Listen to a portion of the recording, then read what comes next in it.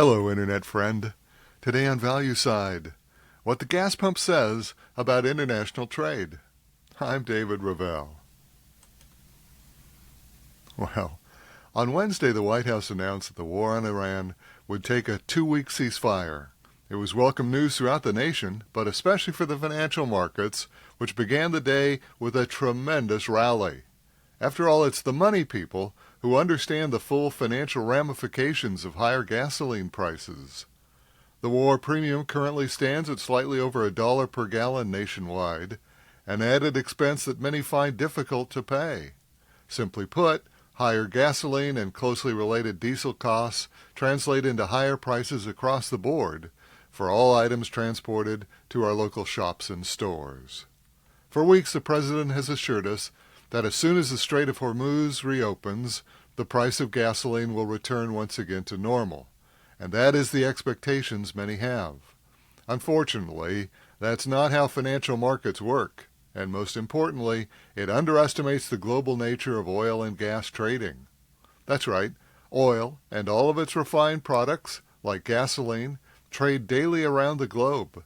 And while the price of each commodity differs from country to country due to local availability and refining capacity, no matter where one trades an oil contract, they all move together. Take today as an example. No matter where on earth you are, the price of oil and gas is falling because of the ceasefire announcement. It is this unified price action that should be your first clue that oil markets do not act as many believe. You may recall that at the beginning of the Iran conflict, many in Washington, including the President, claimed that America need not worry about losing its access to oil supply. After all, the United States was one of, if not the largest, oil producer, and therefore, he said, we should not need to import any oil. The Mideast could burn, said they, and we would be just fine. It's a construct, a description of circumstances that do not exist in our present world, but could happen in a fanciful construct of our imagination. It's like saying I could drive from my home in Philadelphia to Washington in an hour. Well, it's possible.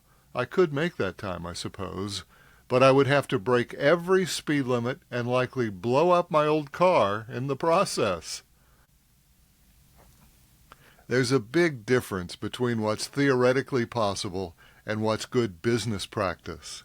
Indeed, it's possible that the U.S. could internally produce all of our own petroleum. Certainly this has been the promise from Washington for a generation or two. But to do so stretches current business practice. Take a look at ExxonMobil, our nation's largest oil company and one of the 2 or 3 largest oil companies on Earth. It may surprise you to know that ExxonMobil sells more than half of its gasoline and other petroleum products to overseas buyers. That's right, our largest oil company sells half its output overseas. And this is no sudden business strategy. Exxon has sold oil overseas since 1877. That year, Standard Oil, that's the old name of Exxon, sold 60% of its oil outside of the U.S.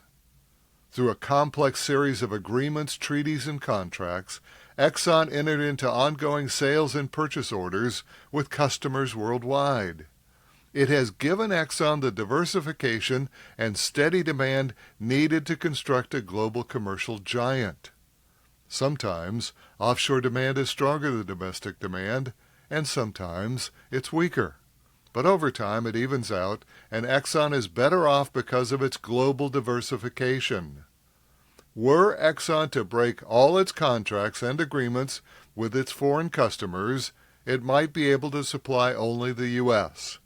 But as with our speeding to Washington example, doing so would violate international treaties and contracts, possibly, but hardly worth the cost. Because while we might achieve energy self-sufficiency, we would lose the rest of our trade. Items that we rely on, electronics, medicines, and machineries to name just a few, would suddenly evaporate as America would find itself on its own. Are we willing to give up our iPhones to achieve oil independence? Once you gain this understanding of how our world really works, how we live in a global trading environment, we suddenly realize how naive some of the proposals coming from Washington really are. The entire Iranian conflict began with the premise that the U.S. could go it alone. We did not need anyone or anything. Now, the United States is indeed blessed to be one of the most self-sufficient countries on the planet. We have extensive natural resources which provide us with a bountiful life, but not completely so. We decided years ago that we wanted more. We sought a lifestyle that provided essentials and luxuries that most others could only dream of. And so we began to obtain those items from other countries through trade. These were countries with a competitive advantage over our own local producers, providing better quality at a lower cost. For at least half a century, our leaders in Washington have accepted the compromise of global trade, knowing that it provided the American citizens with a better, less costly lifestyle than we could otherwise achieve. But to get that lifestyle, we would have to live within the community of nations, obeying their rules and laws. As the 20th century began, we were perfectly positioned to become the dominant country in the community of nations. As the victors of World War II and the dominant industrial economy, we by and large wrote the very rules and laws for international trade. It was our dollar that became the currency of record, the dominant medium of exchange. However, more recently, a new philosophy has assumed the presidency, a philosophy that does not value cooperation and does not abide by existing international laws and regulations. For the first time in American history, this new philosophy chose war to dominate the Middle East. America became the aggressor. Diplomacy was transformed into conflict as our country began an unprovoked attack on Iran. Now, it will likely take many months before we see the full cost of this new American philosophy. As for gasoline prices, it's now apparent that we'll be living with an ongoing supply shock for some time, which means that the price at the pump will likely remain high.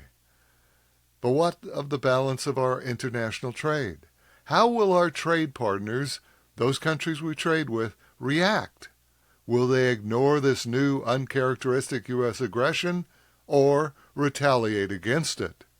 Will the Commonwealth of Nations accept us back into their fold or shun us? Will boycotts and sanctions suddenly be aimed at us?